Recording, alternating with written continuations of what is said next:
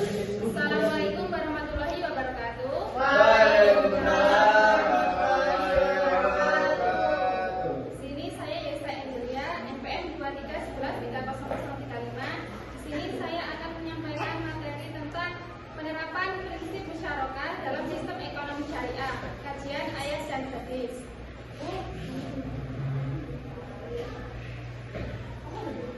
Yang pertama yaitu pengertian musyarakah.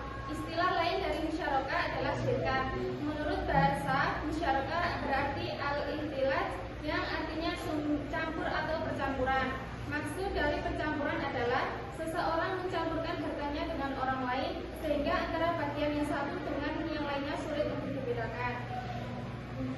Menurut kompilasi hukum ekonomi syariah, syirkah merupakan kerjasama antara dua orang atau lebih dalam hal permodalan, keterampilan, kepercayaan dalam suatu usaha tertentu dengan pembagian keuntungan berdasarkan nisbah. Rukun dan syarat musyarakah. Rukun dari musyarakah yang harus dipenuhi yaitu 1. Pelaku akad, 2. Objek akad, 3. Sifat atau ijab kabul, dan yang terakhir yaitu nisbah. Syarat-syarat musyarakah yang pertama yaitu kesepakatan para pihak, yang kedua ketentuan modal, yang ketiga pembagian keuntungan dan kerugian, yang keempat kepemilikan, dan yang terakhir yaitu tujuan dan jenis usaha. Jenis-jenis musyarakah. Secara garis besar, musyarakah dikategorikan menjadi dua jenis, yakni musyarakah kepemilikan atau syirkah al-amlak dan musyarakah akad atau syirkah al-akad. Musyarakah kepemilikan tercipta karena adanya warisan, wasiat atau kondisi lainnya yang mengakibatkan kepemilikan aset oleh dua orang atau lebih. Sedangkan musyarakah akad tercipta karena cara kesepakatan di mana dua pihak atau lebih setuju bahwa tiap orang dari mereka memberikan kontribusi modal musyarakah serta sepakat berbagi keuntungan maupun kerugian. Syirkah amlak. Syirkah amlak adalah syirkah yang terjadi bukan karena akad, tetapi karena usaha tertentu atau terjadi secara alami.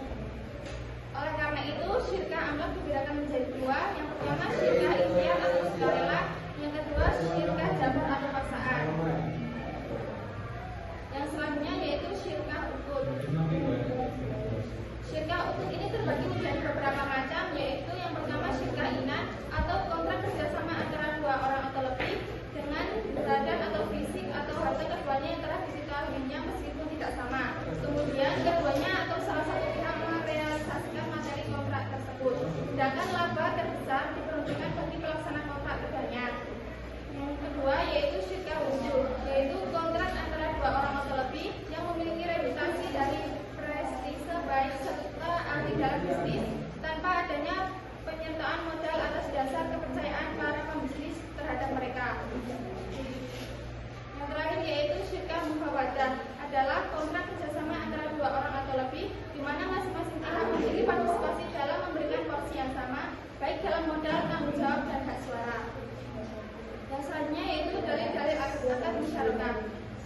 Dalil akad musyarakah yang pertama yaitu dalam Al-Quran surat As-Sad ayat 24. Ayat ini menjadi salah satu dalil disyariatkannya syirkah dalam Islam, dan di depannya lagi syirkah sebagai akad musyarakah. Dari ayat tersebut dapat dipahami bahwa praktik menggabungkan harta untuk kemudian dikembangkan bersama sudah terjadi di zaman Nabi Daud alaihissalam. Walaupun pada saat itu Nabi Daud alaihissalam sendiri mengakui bahwa kerap kali terjadi tindakan zalim di antara mereka yang bekerja sama manakala mereka memiliki latar belakang keimanan yang kuat. Dalil yang kedua yaitu dalam surah An-Nisa ayat 12. Dalil akad musyarakah dalam hadis yaitu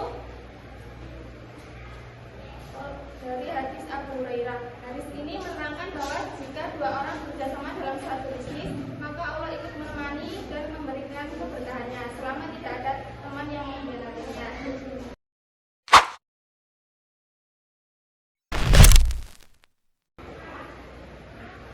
Apa makna hadis Rasulullah SAW yang menyatakan bahwa Allah adalah pihak ketiga dalam musyarakah selama tidak terjadi pengkhianatan? Allah jadi pihak ketiga. Baik, di sini saya akan menjawab pertanyaan dari Mbak Putri. Hadis Rasulullah SAW yang menyatakan bahwa Allah adalah pihak ketiga dalam musyarakah selama tidak terjadi pengkhianatan bermakna bahwa Allah Subhanahu